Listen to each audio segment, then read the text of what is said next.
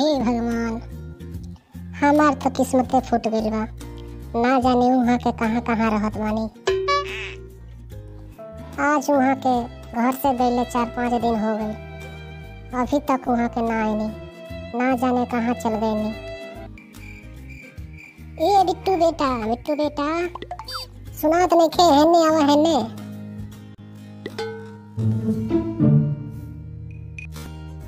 हाँ मम्मी। बेटा कहाँ खेलत रहला और तहार बहिन कहाँ बाड़ी? मम्मी उहो खेलतिया, बुला लियाई। हाँ केने बाड़ी, बुलाओ। हाँ मम्मी बोला, तू हमके बुलावत रहलू? हाँ मम्मी।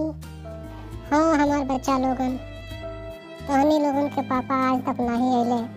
4-5 दिन हो गए, ना जाने कहाँ चल गए हमनी के छोड़ के। हाँ मम्मी पता ना कहाँ चल गए पापा। चलो तनी दोनों लोगन हमरा साथे थानेदार जी के पास तोहरा पापा के गुमशुदगी के रिपोर्ट लिखवा पड़ी। ना जाने कहाँ हमनी के छोड़ के चल गए। यहाँ पियत रहे हैं तो हमके रोज रोज मरी हैं। फिर भी हमरा उनकरा से कोनो दिक्कत ना रहला, कोनो दुख के बात ना रहला। लेकिन जब वो जाहिए नहीं खन हमनी के छोड़ देले बड़े, तो हमनी के जिंदगी कैसे बितावल जाई? कुछ समझ में नहीं आया। चलो लोगन हमरा साथे साथे।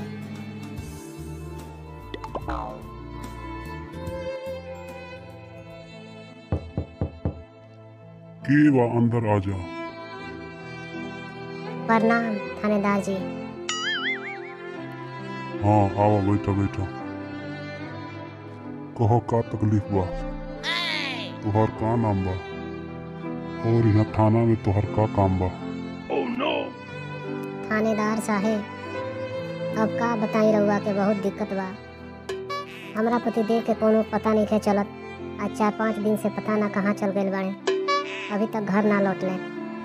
अच्छा और सिर्फ इतना कहला से ना हुई, नीमन से बताओ, पूरा उनके जानकारी दो कि उनके दुश्मन नानू रहल हो, का करत रहले हैं?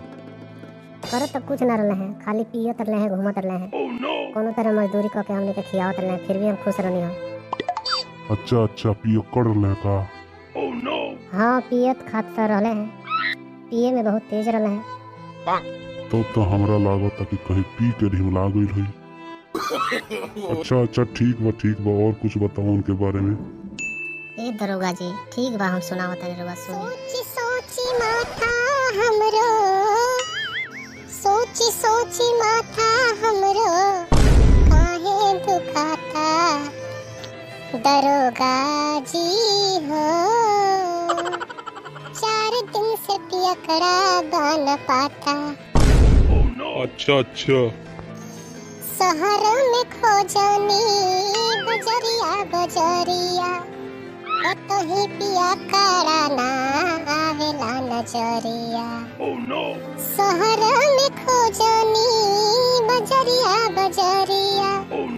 कतही पिया कड़ा ना आवेला नजरिया।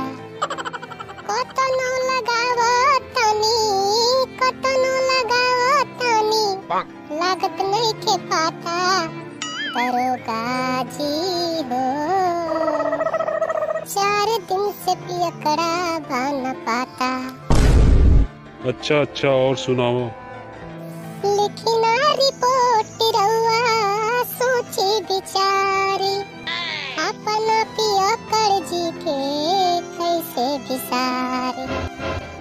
उनका खातिर रोवे बिटुआ, उनके खातिर रोवे बिटुआ, चटनी नहीं खाता। दरोगा जी हो, 4 दिन से पियकड़ा बन पाता। दरोगा जी हो, 4 दिन से पियकड़ा बन पाता। पियकड़ू बेदर्दी गईले कहवा भुलाई, मुअड़ी के मार अब हमसे ना सहाय। पियकड़ू बेदर्दी गईले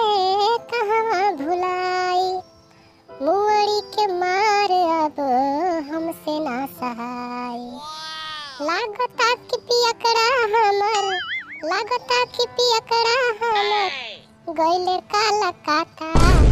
दरोगा जी हो कई दिन से पियकड़ा बन पाता। समझ गए नी दरोगा जी, अब ओकरा के पता लगाई। हाँ अब समझ गए नहीं। ठीक बात, तू घरे जा, हम पता लगा के जरूर बताएंगे। कृपया हमारे चैनल को सब्सक्राइब करें और बेल आइकन को दबाएं।